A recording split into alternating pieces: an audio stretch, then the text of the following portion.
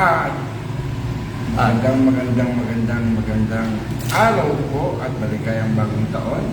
Ako po ang Apo Atman at kasama ko Sila kay Magbaya Agama. Dito po tayo, unang live natin ng taon sa bahay si Altara Binibahilan. Although nandito tayo ngayon sa Templo Kanituhan ng Luntiang Agama na matatagpuan sa Barangay Francisco Misnara sa Nasa del Monte, Bulacan. Mainit ako. Ha? Mainit. Mainit. Sige, sige. So kung papansin ninyo, dito tayo sa ating Templo Kanituhan. So ito yung ating bagong shrine today. So pinaayos na natin siya sa tulong ng ating mga kapatid at mga estudyante at ng ating pamilya. At yung mga kalaya sa ibang bansa sa California, sa ating pangunguna ni Bae Ako Maagama ng Danville, Yoga and Wellness, ngayon ang Kapwa Wellness Center sa may San Ramon. So, kamusta ng mga kalaya, kasibol, o sino man kayo? Kung napapanood niyo po ang live na ito, paki-like po at paki-share na rin para marami pong magiging viewers. Although hindi naman tayo umaasa na magkakaroon ng viewers, no? Pero, kaya kami nag-live dahil gusto namin ipabot ang mensahe ng Luntiang Agama sa inyong lahat. At ano nga ba ang mga mensahe na ito, no? Bibigay tayo ng oracle para sa taong bayan. At simulan natin sa mga mensahe nagmumula kay Lakay Magbaya Agama. Pero ano nga po ba ang kahalagaan nito Lakay ng ating live sa ngayon? So, ito, siyempre magbibigay tayo ng mga aral at ganoon din magbibigay din tayo ng mga kasagutan sa mga katanungan nila if ever na meron tayong mga viewers na may mga questions regarding sa ating Philippine indigenous spiritual practices and of course our belief.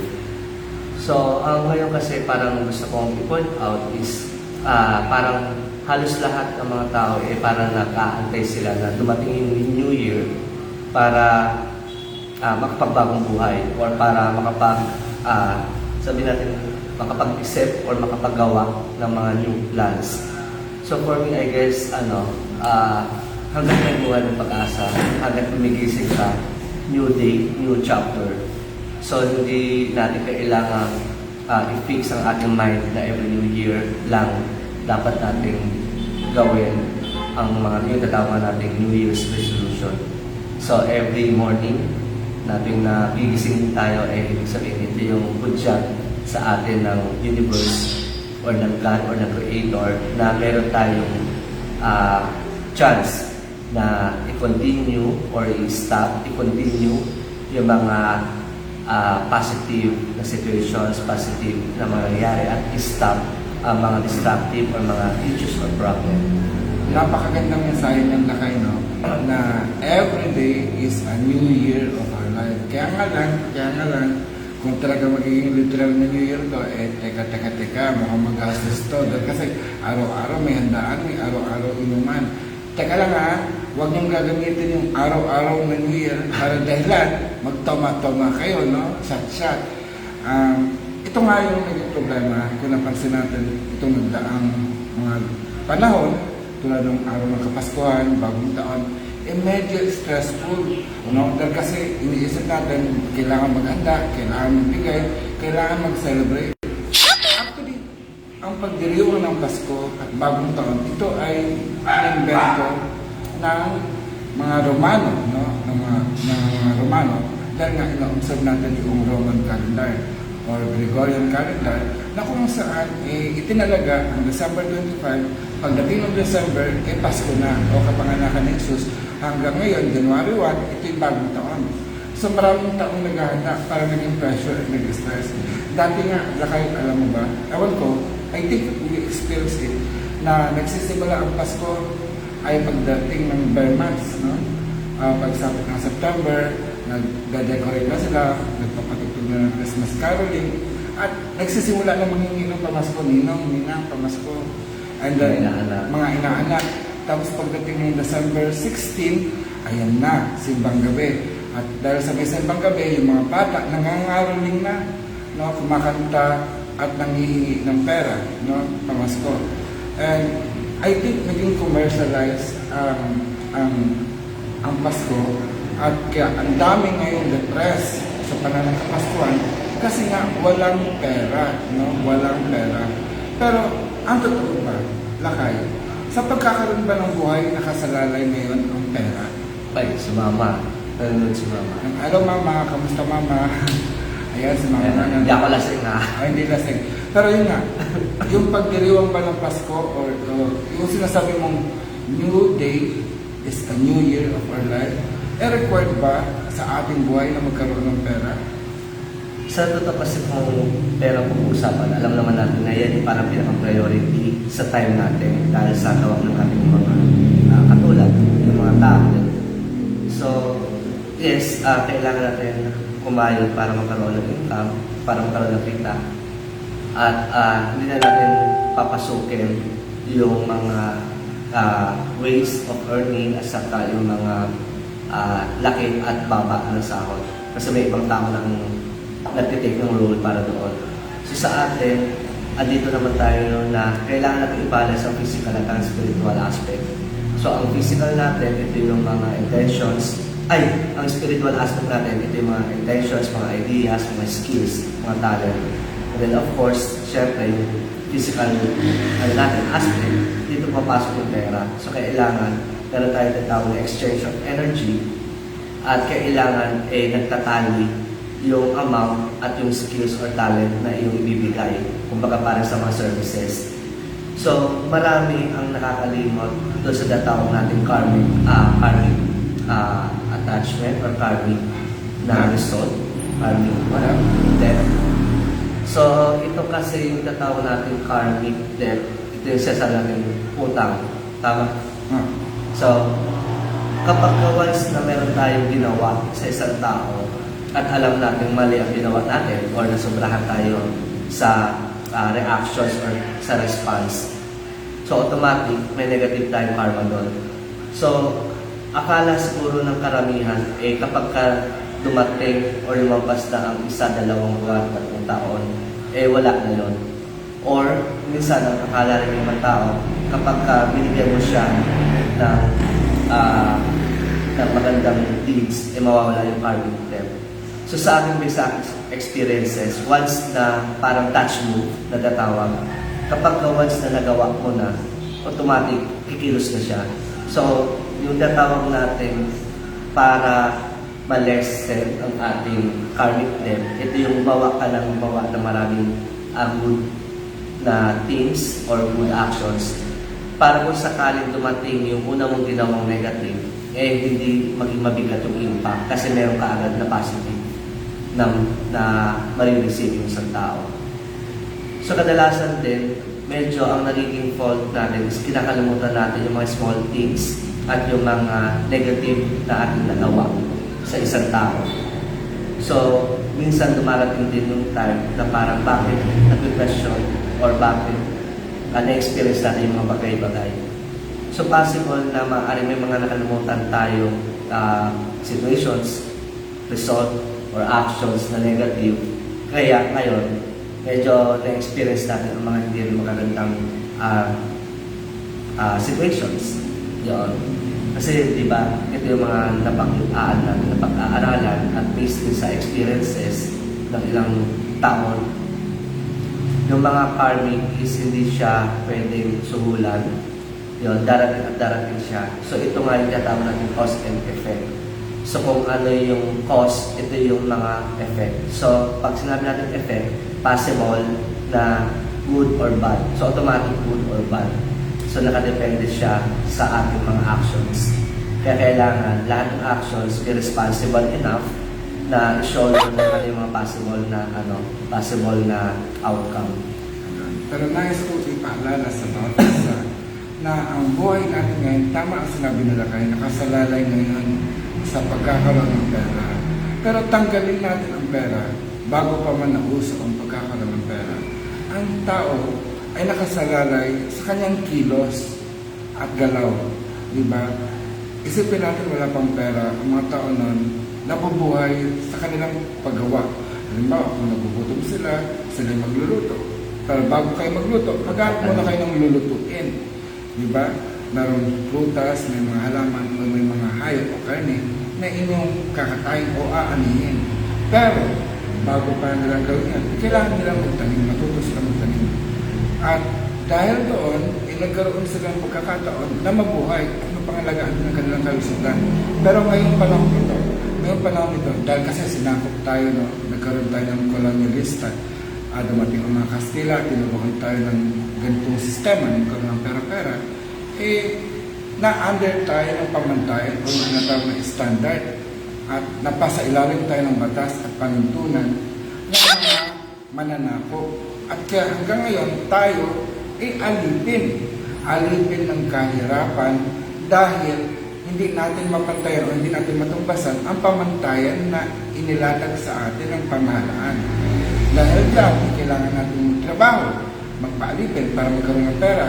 Pero yung mga mayayaman, may maliliit lang ibigay sa atin. No?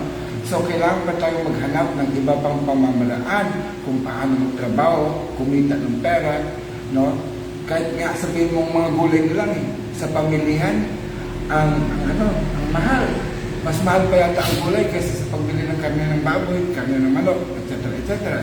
Ngayon, in terms of lifestyle, meron namang mga tao na sinasabi, ay, bawal kumain ng karne. Masama yan, mamatay, tinatanggalan ng buhay. So, nagkakaroon ng veganism. Pero, pagkakain ka naman ng veganism, napakamahal. So, ibig sabihin, gusto nilang bigyan ng value yung pagkain ng gulay, pero i-market nila ng mas mahal. So, paano tayo mabubuhay niyan? Kaya nga, dito sa bahay sa Tala, sa Lumpiang Agama, sa Tanglong Antuano, sinisikap natin turuan na mabigyan ng malinaw na pag-iisip ang mga ating kababayan, ang ating mga estudyante, ang ating mga kalahi, kasibol, na makita ang paraan paano mabuhay. Katulad nga ng sinasabi nila kayo, no? Kami, ang tungkulin namin ay magbigay ng liwanag ng buwan, ng araw, at ng mga tala sa pamagitan ng aming mga paglilingkod. No? Tututuro tayo ng mga kaalaman, nagbibigay tayo ng mga serbisyo, katulad ng mga divinatory tools, katulad ng si Antara, Baybayin Mystic Oracle, at nagtatawas din tayo para matulungan namin na mabigyan ng simpleng solusyon ang inyong mga problema sa buhay. At yung sinasabi nila kay sa kanila, no? Tayo yung mga may pagkakautang sa kalikasan, kaya tinutupos ito ngayon. No? So, ang tungkulin naman namin is tulungan kayo na mabayaran yun, no? Or magkaroon ng kapatawaran yung inyong mga utang o kasalanan sa kalikasan sa pamagitan ng mga ritual na gamutan na isinasagawa ng Bahay sa Tala, ng Tanglong Antuan. Kung kayo man nandito sa Bulacan, punta po kayo sa Tanglong Antuan. At kung kayo naman nasa Manila, ay dayuhin niyo po ang Bahay sa Tala sa Taguig. No? Nandoon, lagi po kami handa kami maglingkod. Pero bago kayo pumunta, mag-message muna kayo at siguraduhin nung nandun kami sa mga lugar na aman na Panginoon. Ano pa nga yung mga pagkasabi? So ngayon ang medyo re-receive natin information for the 2025, ito yung mindset. So ngayon 2025, subukan natin baguhin or i-adjust or i-align ang ating mindset. So paano ba yung mindset na ito? Ito naman yung hindi totally 100% na pagbabago. Pero pagbabago ng set ng ating mind para sa ating sarili. So, pang personal purposes siya. So, ito yung subukan natin na i-train ang ating sarili na makapag-adjust, matuto ng mga bagong skills or bagong knowledge. So, huwag tayong matakot na subukang gawin ang isang bagay na hindi natin ginagawa nito mga past years. So, subukan natin magbago ng konting actions para mabago ng konti or maaaring malaki ang maging impact na mabago doon sa maliit nating actions na i-change. So parang gano'n. Parang tama ka na kayo na sa sinabi mo, no? Kung pupunta tayo pag-aralan natin ang numerology, ang taong 2025 ay mayroong universal number na 9. Kasi 2 plus 5 is 7 plus 2 is 9. So, ibig sabihin, ang universal number ng lahat, sa mundo, yung number 9. So, it's about our mindset. Ano ba ang iniisip natin? Kung iniisip mo, ay hindi ko kaya yan. At talagang walang mangyayari sa buhay. No? Pero kung isipin mo, kaya mo yan at magagawa mo yan. Yun din mo din payo sa akin ng nanay ko na kaya mo yan. No? So kakayanin ko at kung kinaya ko, ay magiging kaya mo rin. Pero yung sinabi ko rin, no? Yung mindset, parang nagsabi, kahit na anong trabaho, basta magkaroon ng trabaho, hindi po pwede yun, no? Hindi po pwede na kahit anong trabaho ang gusto mo. Dahil kasi, hindi ka magiging masaya at hindi ka rin kikita ng masaya. No? Dapat kung magtatrabaho ka, alamin mo kung ano yung kakayanan mo. Ibig sabihin, ano ba talaga nagagawa mo na expert ka na magaling ka? Yun ang gawin mo. Kung hindi ka naman tanggapin ng opisina ng isang kumpanya para magtrabaho ka, magnegosyo ka. Di ba? Paano? Wala kang magpapunan. Pwede ka naman gumawa ng negosyo na hindi mo kailangang mamuhunan ng pera. So, ano yung mga skills level mo? Katulad namin, ako, I want to say, masasabi ko rin. Siyempre, you have to sit there. Parang pwede bang sabihin na kami nalakay, wala naman kaming pinuhunan na para mag-start ng negosyo. Dahil kasi nag-start kami, yung talagang innate o kumbaga natural na skills namin. Na halimbawa, ako yung hilot. Siya yung magbasa ng kapalaran. Natural na sa kanya yun, ginamit niya. Dati wala pa tayong tools, di ba? Sa mga simple tools lang ginagamit namin, no? Tapos may nagbibigay ng donasyon. At mula sa mga donasyon o exchange of energy ninyo, ay sininap namin yun at tinipon namin yun para maipuhunan, maipundar para sa templong kanituhan at para sa bahay sa Tana. So, yung sinasabi ko is parang connected dito sa parang gusto kong i-topic about sa practicality. So, ang lack ng swerte, ang gusto natin changes, lalo na ang magic natin tukoy natin, hindi lang siya basta ginagawa. So, kailangan mo rin atingnan yung practical side nito. So, ano yung practical side? Ito yung kailangan mo ba talaga sa ngayon or kaya mo ba sa ngayon? So, kapag once na alam mong tagilid na financially hindi mo kaya, especially ngayong taong ito marami ang nagmamadali sa pagbili ng mga charms, mga pampaswerte sa taong 2025. At syempre, in a business-wise, lalo na syempre, physical ay pasok tayo, hindi lang kasi syempre spiritual. So physical, connected ito sa finances, good business ito. Ito yung magandang timing para magbenta talaga ng charms. Kasi pwede kong taasan at medyo mahihirapan yung ibang mag-avail at yung iba ay medyo sabihin natin na pipilit yung maka-avail para swertehin. So for me, hindi ito magandang mindset. Tulad na nga nasasabi ko sa inyo, in terms of power and magic, hindi lang kami ang merong kakayahan na magbigay ng swerte. So ang isa sa role ng Bahay sa Tala at ng Templong Kanituhan ay itinuturo namin sa inyo, sa mga nanonood o sa mga makakarinig, na gamitin ninyo yung sarili ninyong kakayahan o yung sarili ninyong power to change your life to attract whatever you want or whatever your desire na i-manifest. Para sa atin na kayo, tama yung sinabi mo na hindi tayo ang may kakayanan lang na magbigay ng swerte sa tao. Actually, ang lahat ng swerte ay nasa inyo na, nasa ating lahat. Kaso hindi nyo nakikita. So ang gawain namin ay buksan, sindihan yung apoy, yung liwanag, para makita mo na ikaw ay swerte. At tulungan kayo or gabayan kayo paano ninyo i-align yung sarili ninyo doon sa swerte na existing. Dahil kasi meron talagang umaasa sa atin, lalo na yung ating mga viewers sa ating TikTok channels o sa YouTube channel natin, no, pareho, na lagi mo nahingi ng gayuman. Ngayon, pag sasabihin mo itong gayuman natin ay ganitong halaga, ay, wala bang mura? Tatawaran. Hello, hindi po kami palengke, di ba? Hindi mo matatawaran kasi yung swerte mo eh. Di ba? Ito yung halaga nun at katumbas nun. Ngayon, halimbawa sa gayuma, gusto ko lang sabihin nito, pagkakataon na sabihin ko, kung wala kang pambili ng gayuma, huwag ka na magjowa. Kasi kung magjojowa ka, magagayuma ka, magjojowa ka, siyempre saan pupunta yun? Di ba pag-aasawa, pag-girlfriend? Wala ka rin naman pagtustos. Huwag na. Kasi iba ang buhay kung magjowa kayo, magkasintahan kayo, Hatong yan sa pag-aasawa. At sa pag-aasawa, hatong yan sa pag-anak. Ngayon, yung gayuma mo, hindi mo pwedeng gayumahin yung baby mo. Di ba? Na, okay na, wala akong pagkata sa'yo, gayuma na lang muna. Hindi, kailangan mo siya pag-aralin and everything, no? Siguro, imbis na gayuma ang hawakan, ang hanapin mo, pampaswerte para magkaroon ka ng maraming pera. Yan yung ating encourage. So meron din ako na-encounter about sa gayuma na parang interesado siya kasi ang problema hindi niya kaya yung ating exchange of energy or yung tinatawag nating fee. Yes, may kamahalan ng ating fee in terms of gayuma. Unang-una explain ko muna doon sa mga taong gusto pero hindi maka-avail.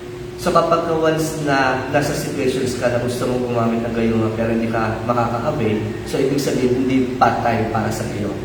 So maaaring ang i-focus natin, itong binibigay namin libre sa inyo, ito yung tatawag nating mind setting. So, gamitin mo yung personal na power at abilities mo. Gamitin mo pagkakitaan kung ano yung likas mong kakayahan at kayang gawin para makaroon ng pera at maka-avail ka ng mga bagay na gusto mo. Ngayon, bakit mamahal ang gayuma? Ito ang medyo gamitin natin explanations, ang mababaw na reason na ang gayuma ay para siyang isang bagay or gamit na inibigay mo sa sarili mo o sa isang tao. So halimbawa sa relasyon, gusto mong ma-attract yung isang tao. So para ma-attract mo isang tao, kailangan mong gumamit ng mamahalin na perfume, magsuot ng kaaya-ayang damit para ma-attract mo yung tao or mapansin ka. So ganun din yung gayuma. Kaso ang difference nila is maaring ang gayuma ay pang-spiritual or pang-energy or pang mental type or realms and emotions. So ito yung natatouch ng ating gayuma. So nasa spiritual aspect siya. So yung effect ng gayuma natin is ito yung tatawag natin kahit anong suot mo, kahit anong tsura mo, pagka once na inanoid or ginamit mo, yung energy ang inano mo, ang pinapalakas mo. So equivalent ng material ng mga bagay tulad ng alahas, perfume, kasuotan, mga accessories, mga sabi natin mga sasakyan, motor. So, kahilera ang gayuma na medyo expensive na pwede mong gamitin kapag once na kailangan mo to boost your projections, kung ano yung gusto mong i-project, kung powerful, kamahal-mahal ka ba, yun. Kaya medyo sabihin natin na ang gayuma ay hindi siya basta-basta naihingi. Kung ang tanong ninyo bakit dati ibinibigay siya o nakukuha siya ng libre at ganito ang effect niya. So ang difference ng panahon noon at ang panahon natin ngayon, noon kasi medyo hindi polluted ang environment, ang energy field, ang ating paligid at lalong-lalo na yung mental at emotional state ng tao. Kaya ganun ka-powerful ang gayuma pag ginamit mo noong panahon ng ating mga ninuno. Unlike ngayon, sa panahon natin ngayon, ang gayuma natin ay kailangan mong medyo ibahin ng konti. Ang paggamit ng gayuma ay kailangan alamin mo ang tamang timing, tamang target para sabi natin ma-absorb mo or ma-manifest mo yung powerful at yung full benefit ng gayuma. So, ang difference is polluted ang mundo natin ngayon. So, ibig sabihin, maraming mga negative na thoughts and emotions, maraming mga negative actions na ginagawa ngayon. So, halimbawa na lang is yung tinatawag natin, yung nabanggit ni Apo, yung ligawan type. So, ngayon kasi is, pagdating sa love energies, sa marriage, parang ganun na lang siya, kabilis i-access, i-manifest, i-roll. So, unlike before, na talagang mahirap. So, kung doon pa lang sa situations na yun, doon mo mapag-aaralan o mapapansin bakit nag-iiba ang gayuma at bakit hindi na siya ganun ka-powerful unlike before. So, ngayon, naging powerful or sabihin natin, powerful siya kapag alam mo talaga kung paano siya gamitin.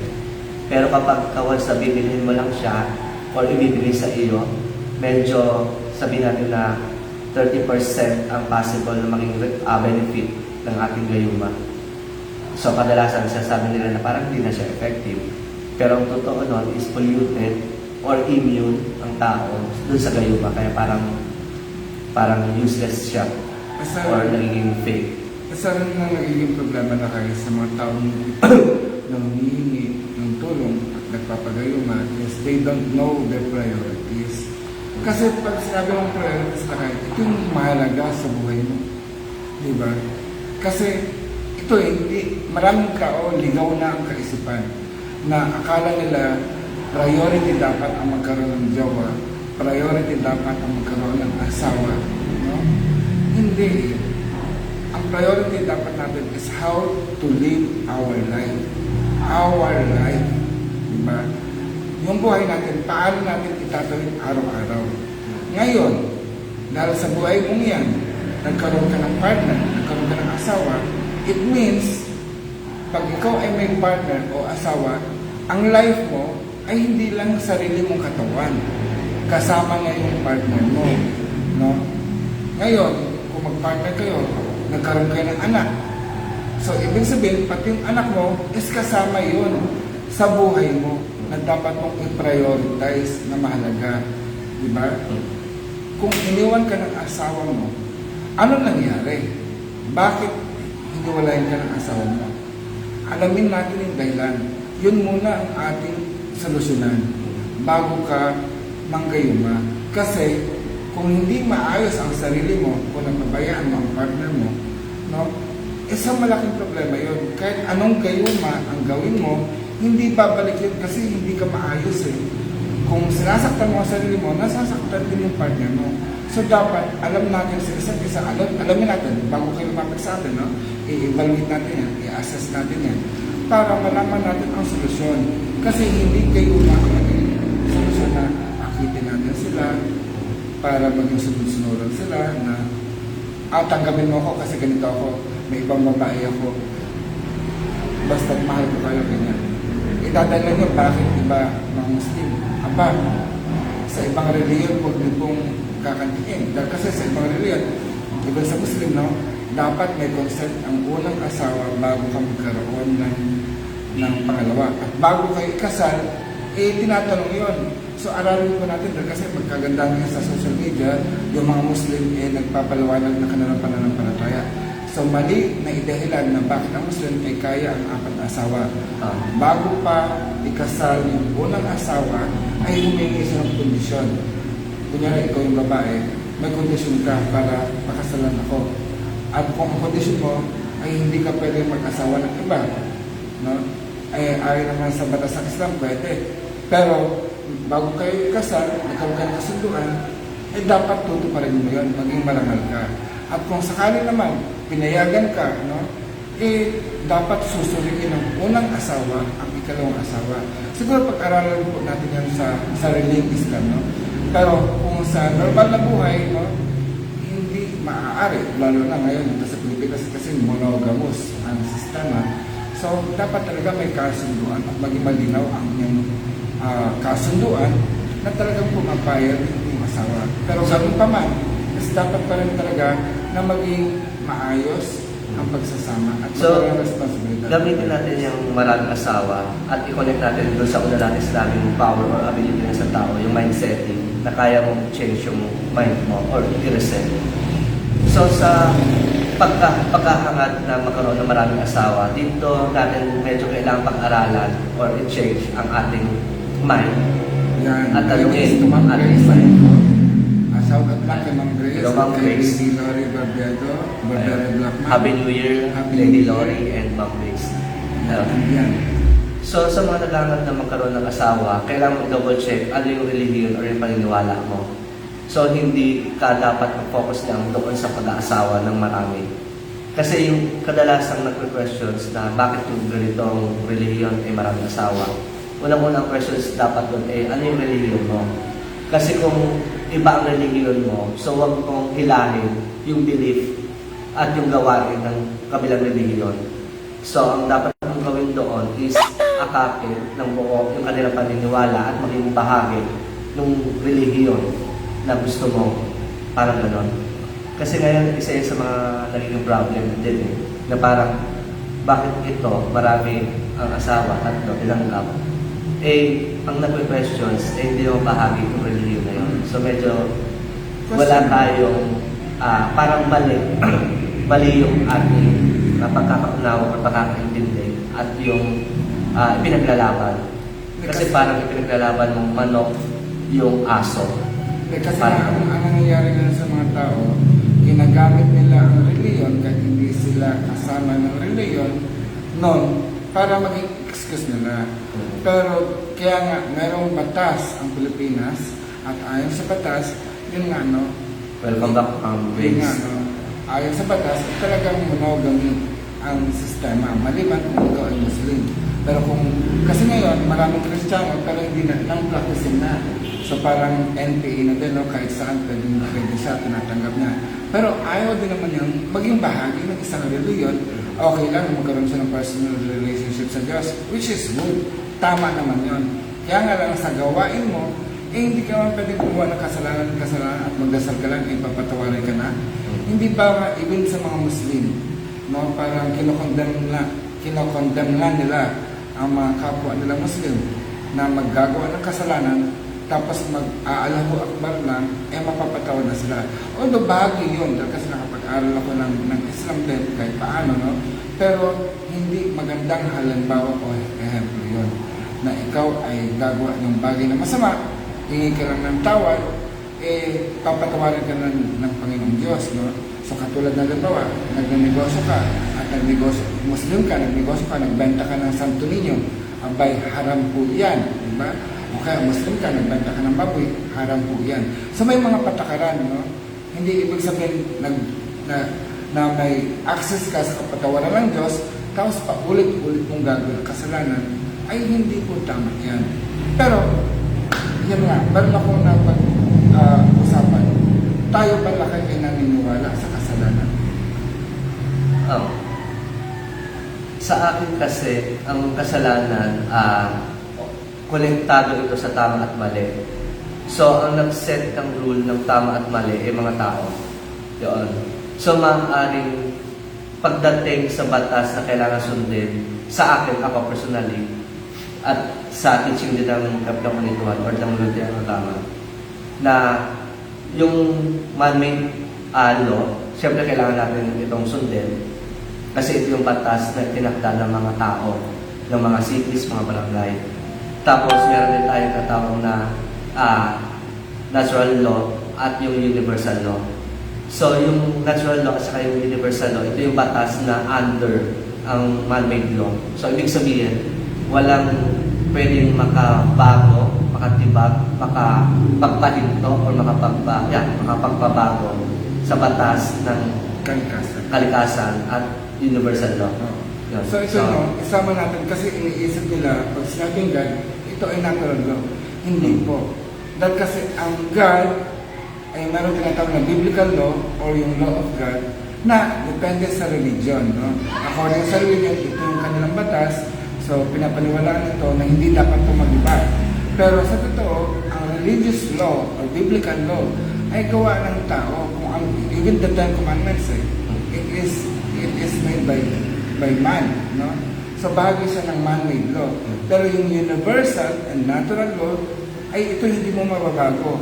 Parang halimbawa, isinilang kang bata, you will grow at the age na ganito. Ewan ko kung ano ngayon. Sabi nga nila, ang lifespan ng tao ngayon is up to 80. Not from age to 80. Hindi from 80 to 0. Hindi yun. Yun ang isang bagay ng natural law. Ang isa pang natural law o batas ng kalikasan, tinatawag, ang araw ay sisikat sa silanganan at lulubog ng kanluran. Pag nagbago ang batas na yan, patay tayo. Medyo delikado na ang mundo. Ibig sabihin, bye-bye world, bye-bye earth. At dyan din natin may papasok yung isa sa mga kakayahan or power ng isang tao. Ito yung power of choice. So, under din tayo, o yung power of choice is under din siya ng natural law. So, ibig sabihin, as a tao, meron kang kalayaan at kapangyarihan na mamili. Kasi na-encounter ko din madalas, sinasabi nila na no choice sila. Kaya ginagawa nila ang isang bagay at no choice sila, kaya wala silang magawa. So, ibig sabihin, nahihirapan ka sa tao at tinitiis na lang niyang mahirapan siya kasi sabi nila is no choice siya. which is nakikita namin na mali. So parang Hindi totoo na no choice. Ayaw mo lang kumilos, ayaw mo lang gumalaw, kaya you stay on your comfort zone na magpabanjing-banjing, magpasarap. No? at kasi dito natin may apply na sabi niya wala kang choice, which is yun yung choice mo na mawalan ka ng choice. So ibig sabihin may choice ka pa rin. So bakit hindi natin gamitin ang power ng mind setting? Bakit hindi mo iset ang mind mo na magkaroon ulit ng choice? Oo. So parang gano'n. Totoo. Kasi minsan walang choice kasi yun lang talagang alam kong gawin. Di ba? Yun lang yung alam kong gawin. Kunwari, yun lang sinasabi, ito lang talagang alam kong gawin eh. Pero hindi ko pa pinag-iigihan ang gawin. Ako, kwento ko lang po, no? Nagtrabaho din po ako sa, nagtrabaho po ako, nung unang trabaho ko, ano lang, tawag dito na fast food, isa akong service crew. Choice ko yan eh, mag-fast food or mag-service crew sa isang food chain dito sa Quezon City. Yun ang pinakaunang trabaho ko nung college. Hanggang sa yun din ang naging dahilan na pinili ko para mag-drop out ako ng college. Galit na galit ang tatay ko ng lakay. So, okay, napahinto ako ng trabaho. So, serious ko na ng trabaho. Bago mag-2000, naging documented ako encoder. Naghanap talaga ako ng trabaho para to support. Dahil gusto ko na ulit mag-aaral eh. So, sa pag-aaral ko, parang dapat gustusan ko ng sarili ko. So, marunong ako mag-computer. Choice ko yun. Hanggang sa year 2000, nakaipon ako, nakapag-aral ako ng 1-year course, diploma course in alternative medicine.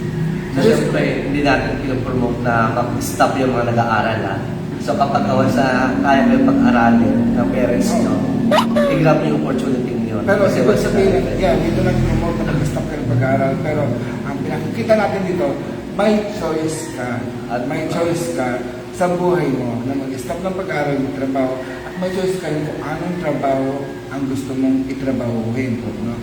Tulad ko, pinili ko, actually, educator talaga ako, BS Edu ako, noong ako'y college days, nung nag-aaral ako.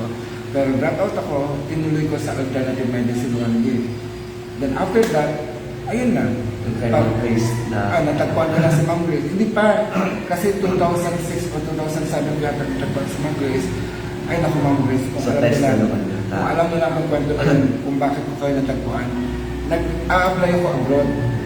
Kasi may jowa ako, may girlfriend ako nun. So, parang nahiya na ako na tambay, tamad ako lang nag-asikaso. So, houseboy ako, kumbaga, house band. Ika nga. Kailangan ko magtrabaho. Naghanap ako, gusto kong pumunta ng abroad. Kaya nga lang, nung ako yung pag-apply papuntang Oman, tinanggihan ako. Dahil kasi wala daw ako. Magaling nga ako, meron akong alternative medicine diploma. Pero, hindi naman ako license. So, hinahanap nila license o kaya NC2 o National Certified. Wala akong kaalam-alam nun kung abot sa NC2. At wala na rin akong pera. Mula sa Mabini, papuntang Quezon City, naglakad ako. Pagdating sa Rotonda, yung bilog sa may Welcome Rotonda, kasi pag ganun is Quezon out, tapos pag ganun is papuntang Cubao. So, meron ako nakitang poste na nagbibigay ng free NC2, free National Assessment for National Certification. So, tuloy ang lakad ko. Tuloy ang lakad ko. Tapos naglakad ako hanggang City Hall. Tanong ako sa TESDA. Sabi ko, pwede po ba mag-avail ng NC2? Then sabi nga nila, ay hindi dito, ito puntahan mo. Pinuntahan ko. So, lakad na naman ako. Kamuning yun. At nakita ko yung human care na kung saan ay nandun si Ma'am Grace. Pero hindi pa yun yung araw ng Sabi ko, bumalik ka, mag-schedule ka. Yun lang yata nakuha kong libre sa Ma'am Grace. Promise. Pero, I am so happy. Ewan ko sa Ma'am Grace, magaling ang mata nito. Nakita niyo yung potential ko. Sabi, putang ina doon sa Almando, alternative medicine pala, diploma. So, parang, ewan ko kung ang laki ng Ma'am Grace, pero inalagaan ako ng Ma'am Grace at binigyan ako ng pagkakataon na magkaroon ng NC2 sa Hilot, NC2 sa massage therapy, and then later on sa Hilot, at naging trainer assessor ako. At doon naman tuloy-tuloy yung career ko sa pag-iipon. So ano mo, tama yung ginawa mo, na pinili mo yung choice na ito, gawin yung mga existing sa iyo. So connected siya sa una natin topic. So ngayon, medyo ang isa rin kasi nagiging problem is ang choice na gusto na piliin is yung madali. Yun. Which is base sa experiences ko at sa mga observation ko. Kung ano yung choices natin hindi mo pinaghirapan, automatic talaga, totoo yung sasabi ng ating mga ninuno dati na kapag madali mo siyang nakuha, madali mo siyang mawawala or nag-give up. So, hindi ko alam kung paano natutunan ng ating mga ancestor yun na kailangan mo talagang pagpawisan, tugod pawis, paghirapan para masigurado mong pangmatagalan yung isang choices na pinipili mo or yung isang actions na ginagawa mo. So, 100%, ako kahit dati parang paano yung posible yata, parang hindi yung totoo. Pero ngayon, sa edad kong nasa 18, nasa 40s, Nagkalabasan na yung edad na. sa 40s. So doon ko nakikita na, yes, totoo yung mga ipinapayo sa ating mga lolo at lola, especially nanay at tatay natin.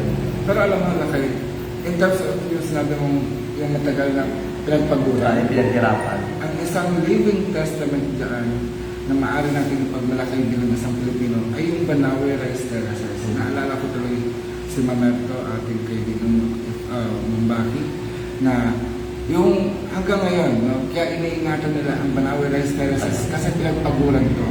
Isa itong pinagpaguran ng ating mga nino.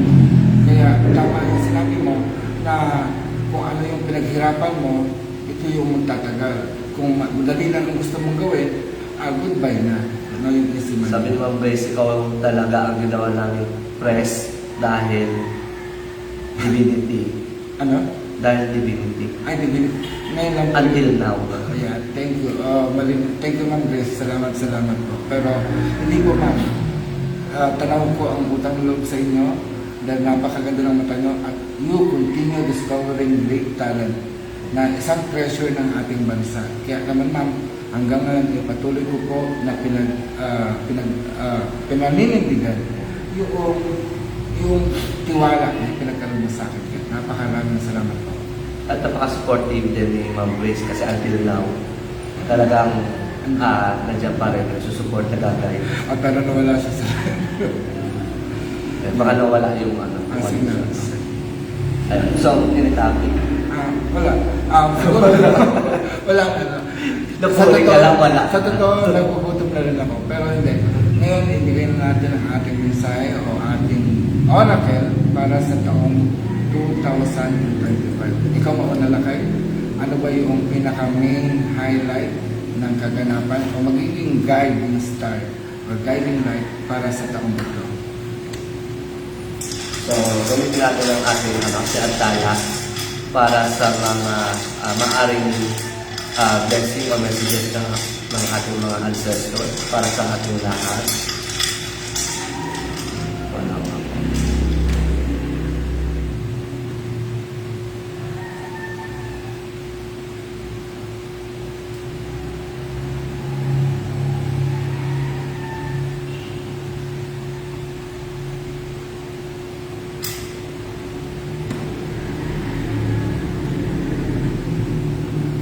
Ayun. So, bali ang messages ng ating mga spirit ng ating si Antala. So, ang lumabas ng word ay ang hiya. So, dito meron siyang positive and negative na maaaring maging result doon sa isang tao. Or maaaring positive and negative ang possible na maging approach niya.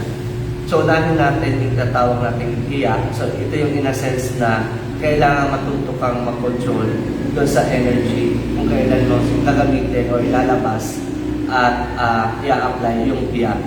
So, kapag feeling mo na parang masyadong abuso na, so it's more on self-awareness. So, kailangan i-double check mo yung mga actions na ginagawa mo. So, connected din ito sa giving and receiving. So, kapag once na feeling mo kulang ang ibinibigay mo, so kailangan magkaroon ka ng energies ng hiya para i-supply or ibigay kung ano yung nararapat dun sa tao. Kung tingin mo lalo na kapag worth it na ibigay ang full 100%, ibigay mo ang 100%. So ito yung hiya na energy. At gamitin din natin yung isang negative na hiya na kailangan natin i-transform kapag alam mong meron kang ibubuga. So medyo harapin mo yung fear na nahihiya ka. Kasi hindi mo ma-change yung gusto mong mangyari sa life mo kapag once na hindi mo na-conquer yung sarili mong trust. So ito yung tatawag nating confidence. So medyo sabihin natin marami sa atin ang kahit din ako, nagdaan din ako sa tatawag nating hindi ka confident kung paano mo ipapakita o yung project yung sarili mo. So dito medyo sabihin natin na maaari kang mag-start doon sa mga trusted person. Maaari ka rin mag-start na i-develop yung sarili mo doon sa mga tao na nagtitiwala sa iyo. So para mo ma-develop at mawala ang hiya, andun yung hindi natin kailangan ng maraming tao. So kailangan lang natin kahit isa na alam natin mapagkakatiwalaan, na hindi tayo ma-abuse, na hindi tayo ma-manipulate o makakontrol. So kapag once na nakita mo na yung taong ito na mapagkakatiwalaan, so siya yung gamitin natin parang guinea or parang practicean para ma-develop or ma-transform natin yung hiya into power or into confidence. Yun. So ito yung messages ng ating spirit or ng ating ancestor for the whole 2025. Ako naman. So ginamit ko ang domestic goddess tarot ng ating kapatid na si Bahay Ako Magama at tatlong baraha kung pinili or nabunot. No? Unang baraha, it will talk about the global messages of peace, no? O kumbaga mensahe para sa buong sanlibutan, no? Teka lang, kunin ko lang sila dahil hindi ako confident, no? Ang unang mensahe niya is about intuition. So globally, the mystic goddess tarot encourages us to be more intuitive, no? Pero it relates to the message na binigay ko sa iyo kagabi about the type of leadership, no? Actually, ito yung parang natuklasan ko about leadership. Meron kasing dalawang klaseng leader kung paano nabubuo ang leader. Una is leadership through initiative. Sa pag sinabing initiative, sabihin may pagkukusa. Yung tipong wala namang gumagawa at nakita mo yung pangangailangan, nagkusa kang kumilos upang gumawa ng daan na maging maayos yung bagay na yun. Yung ikalawa naman is yung tinatawag na leadership through election. Ito yung inahaalal, no?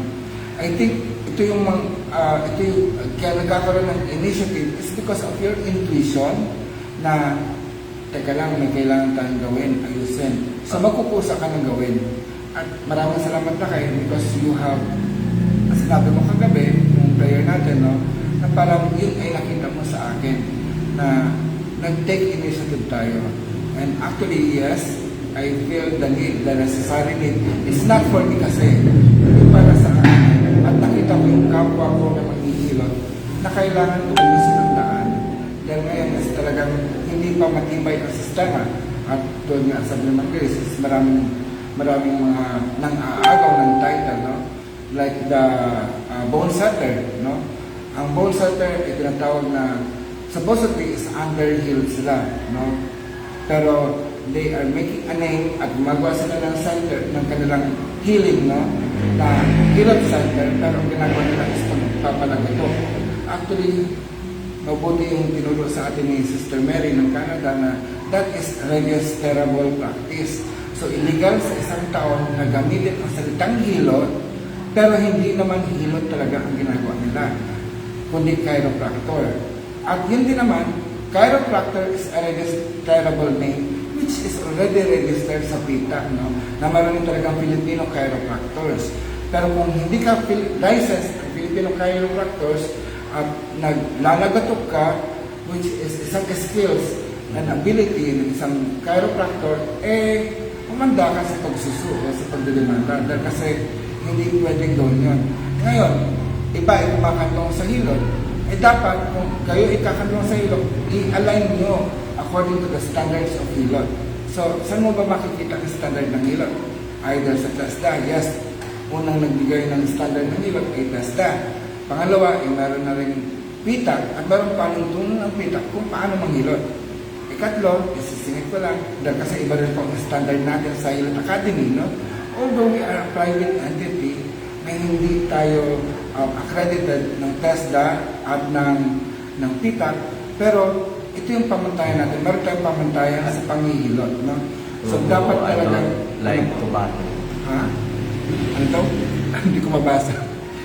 I don't like to battle. Sabi ni Ma'am Grace. Yes ma'am, sorry ma'am, pero ako ma'am ay lalaban, no? Para sa atin, ituwid lang natin yung kung ano ang meron sa atin. Kasi kinikilala na po tayo sa buong mundo, hindi lang dito sa Pilipinas. At maraming tao sa buong mundo ay nangangailangan ng hilot. Kaya nga naluto tayong battle cry, touch the world with hilot, heal the world with hilot. So ito yung intuition na sinasabi globally. Dahil kasi lahat tayo sa buong mundo is nagigising na, nagkakaroon na ng enlightenment. No? And then dapat yung liwanag na yun, tayo na spark of light na yun, ay alagaan natin para magliyak, para buong mundo is magliwanag din. So ang pangalawang baraha, no, this may pertain to the Philippines alone or buong bansa natin sa Pilipinas. Ang keyword ay kapatawaran o forgiveness. I think it's about time this year na ang gulo ng ating bansa, ang gulo rin ng sistema natin, no? Nationally, and we hurt each other too much through politics. Hindi lang yung mga senador at kongresista natin, even yung mga trades natin, no? Sa hilot industry, sa spa and wellness industry, at sa anuman, no? Kailangan natin patawarin, no? Double check natin yan, Ma'am Grace, later. No, patawarin natin. Nakulam daw siya. Nakulam. So, patawarin. I think, Ma'am Grace, ito is for you. We need to forgive those people who have hurt us. Ibig sabihin ng forgive, paano ba? Patawad? Okay ba yun? Ibig sabihin, ihimayin natin, forgive. Ibigay natin sa kanila. Kasi hindi naman natin pag-aari. Do not own the responsibility. Do not own the hurt feelings that they have done to us. So, itong feeling ng hurt, itong feeling of badness, let it go. Give it to them. Forgive. No? Let us not maintain these bad feelings inside our system right now. So, kailangan natin magpatawad at patawarin ang lahat ng mga tao sa Pilipinas. At sana, dalangin ko rin, ang pamunuan natin, mga leaders natin, ang Pangulo natin, ang bansa, Pangulong Bongbong Marcos, ang pangalawang Pangulo, na si Vice President Sara Inday Duterte, at ang mga Senado at Kongreso ay magkaroon na ng kapatawaran sa isa't isa upang magkaroon naman ng kaunlaran at kasaganahan ng ating bansa. Ang panghuli naman ay locally para sa atin. No? So, sinasabi dito, we are, para naman sa tatlong antuan at Bahay Santala, sa Muntiang Agama generally, in-encourage niya na maging visionary tayo. So, bakit? Paano ba maging visionary? I think ito yun eh. Yung magkaroon tayo ng pangarap, ano ba ang mangyayari in the future? At bilang isang visionary, hindi lang natin nakikita, kundi isinasagawa natin. Kaya ito para sa akin, no, para sa gawain natin sa Hilot Panggagamot, I envision that time will come that Hilot Academy or Hilot practice in the Philippines will be professionalized. I know it is indigenous medicine talaga at sinasabi nga ng PITAC na mahirap buwagin ang kultura at tradisyon. Pero may laban po tayo kung actually turo din sa atin ng Grace para magkaroon ng professional level is dagdagan ang education. Dagdagan ang pag-aaral ng bawat manghihilot. Pabigatin yung... Pabigatin, oo. Kasi nga, hindi pwedeng manggamot laway-laway lang. Although hanapin natin yung science, bakit naglalaway-laway lang. Pero sa sunod niyan, bigyan natin ng degree ang mga manghihilot. Magkaroon ng bachelor's degree in indigenous Filipino medicine. Then, magkakaroon ng master's degree at magkakaroon ng doctorate degree. So, ito yung vision na ating paninindigan. Pangalawang vision natin is para sa tatlong anituan at Bahay Santala. Anong vision mo? Ano Ano ba ang ini-imagine natin in the future? So, syempre sa akin, ang PSBI or yung Mindset Dala, more on parang kailangan natin yakapin ng buo kung ano yung talagang tunay na sa atin. At kung ano man yung mga natutunan natin na labas sa atin, kaya kasi natin siyang implementing para mas lalo natin mapagtibay kung ano yung original na pinaniniwalaan at practices as a Filipino. So tulad nga ng hilot, di ba? So para mas mapagtibay natin kung ano yung hilot at para mapagtibay natin na ang ginagawa ng hilot ay nakakagaling, yung mga natutunan natin academically, especially yung mga human anatomy. So pwede natin yung gamitin para mas mapagtibay natin yung practice ng hilot na nakakagaling. Kasi syempre, pwede natin gamitin kung ano yung bones at purpose ng bones.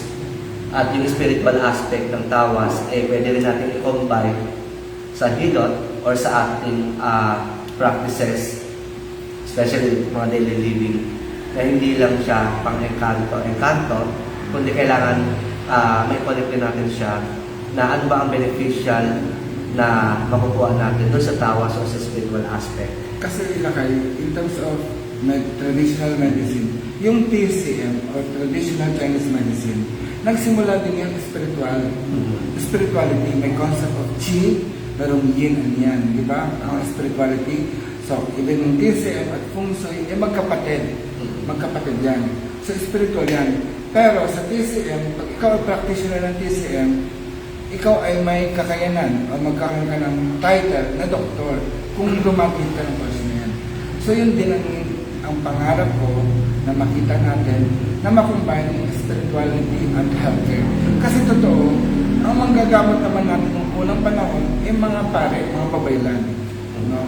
At sana dumating ang panahon na ang mga babaylan ay igalang, respeto ng taong bayan bilang dito sa Pilipinas. Although, ginagalang kami sa ibang bansa. Buti pa nga sa ibang bansa, sa Amerika, ginagalang kami. Pero dito sa ating bayan, I hope, I pray, maninikluhod ako. Okay lang sa akin na magmukhang basura muna. Ako ang maging tuntungan ninyo para lahat kayo ay tumaas. At saka isa rin sa mga binivision natin is i-reach out yung mga all practitioners before, yung mga alang hilot ng mga lola dati or mga auntie dito para mabigyan sila ng idea at syempre ng knowledge din na paano nila i-explain ng maayos yung kanilang ginagawa or yung kanilang practices. Kasi di ba yung sa Hilot Congress na inatindan natin dati, parang maganda yung kanilang intentions na makapagpagaling at may mga knowledge din sila pero nagkakaroon ng problem is based sa pagkakarinig ko at pagkakaintindi ko. Ang naging problem nila is paano nila i-explain, paano nila i-connect na ang ginagawa nila nakakagaling. So yun yung kulang. Na yun naman yung tinataglay natin na nakapag-aral kahit pa paano, especially ako, na nakakaroon ng understanding sa English, paano mo siya itatawid yung English, paano mo itatawid yung information into science. Kasi, so yun yung parang wala doon sa mga na-encounter nating indigenous people. Kasi in terms of that, meron na kasi solusyon niya na nagawa ang teacher ko, si Prof. Dr. Ben Galang Jr. No? Na bawat traditional medicine practitioner, halimbawa katulad ko, they should work under the supervision of a medical doctor na integrative medicine. Kung ang mga manghihilot natin at katutubong manggagamot ay supervised under, kunwari, kung ang rural health center, kunyari, ang barangay health center, meron talaga nakamanage na doktor, walang problema. Kung marong kailangan ipaliwanag ng magagamot, ipapaliwanag ng doktor. So, kailangan talaga magkaroon ng integratives na magkaroon ng isang manghihilot, not medical doctor din, na magsusupervise sa gawain ng mga manghihilot. Hindi yung gusto tira lang ng tira.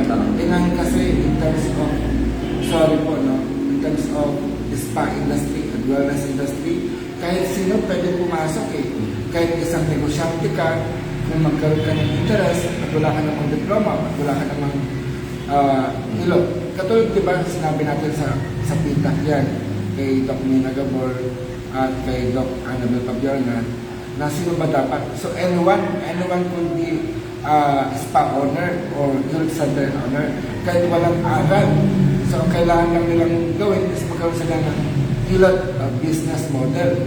So, hindi pwede. Dapat kasi maging alam din ng isang manager o ng isang hilot center owner ang pamamaraan ng hilot.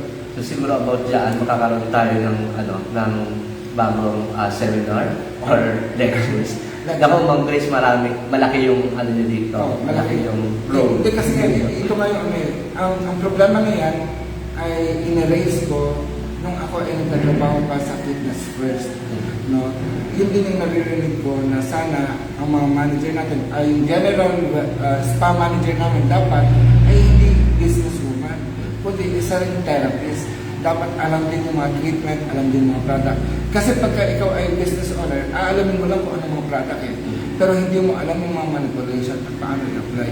So, mas maganda sana para yung, kunyari, tayo manghilot, is magkaroon ng level up, leveling, na hindi ka lang mag-maintain as a therapist o manghihilot, kundi meron kang chance to grow. Parang ako lang din, no? Nagsimula ako manghihilot lang. Maliit lang na manghihilot. Hanggang sa dumatang pagkakataon na nagkaroon ako ng pagkakataon na hindi naging manager, although naging trainer ako, then naging assessor, hanggang sa hindi ko na alam kung ano ang next level eh. Tinalunan ko na, nagtayo na ako ng sariling school. At ngayon is parang hindi ko alam kung meron pang itataas itong level ko. Global influencer siguro. Yun yung parang natin. Pero I really visualize na magkaroon pa ng level up ang mga kapatid natin ng ngayon at mga spiritual leaders. So next, go for it. Yes. Sisikapin natin ngayong taon yan ng Grace. At next year is magkakaroon tayo ng panibagong report at yun na. No? Kasi meron din tayong contact sa Laguna ba yun? At saka sa Quezon Province. Sa mga practitioner na parang bisitahin po natin sila at kamustahin. Parang kailangan din nila ng help, ng support ng mga taong makatulong sa kanila, paano nila mas may explain na maayos yung kanilang practices. Hindi ko alam kung ma-explain natin, pero ang target ko sana matulungan tayo ni Dr. Fabiana at kahit na Director General ng PITAC, si Dr. Inigo, na magkaroon talaga ng interaction ng medical doctors at traditional medicine or hilot para maipaliwanag ng maayos. Magkaroon tayo ng cooperative collaboration. Sa akin naman kasi parang ang isa sa nakikita ko is kailangan mo combine yung spiritual aspect ng practices ng ating ancestor into hilot. Yeah. Kasi yun naman ang role natin. No? Base sa na-experience ko, parang sineseparate pa rin nila yung tawas at yung hilot. So dapat kasi talagang magkasama sila. Kasi yung holistic is physical and spiritual aspect. Yung iba kasi parang nire-raise pag against sa Catholic, so parang hindi dapat tanggapin. Ang tawas is parang sinasabi nilang gawa siya ng demons or demonic practice. Which is parang for me, hindi siya demonic. Kasi nagbabasis tayo sa practices ng ating mga ancestor. Ayun. So, dito na lang muna. Thank you so much, Ma'am Grace. Sa mama ko, support me. Ma'am Mirna, Lady Lori Barbiedo. Lady Lori, thank you so much. Blackman. Ma'am Candice. Ayun. Ma'am Candice. Nakita ko si Ma'am Candice na parang nag-live sa atin. Si Maria Candice. Maria Candice. Kamusta po? Thank you so much. Maraming salamat. So, hanggang sa muli. Mayari na. Mayari na. Pagkasada. Paalam. Ay.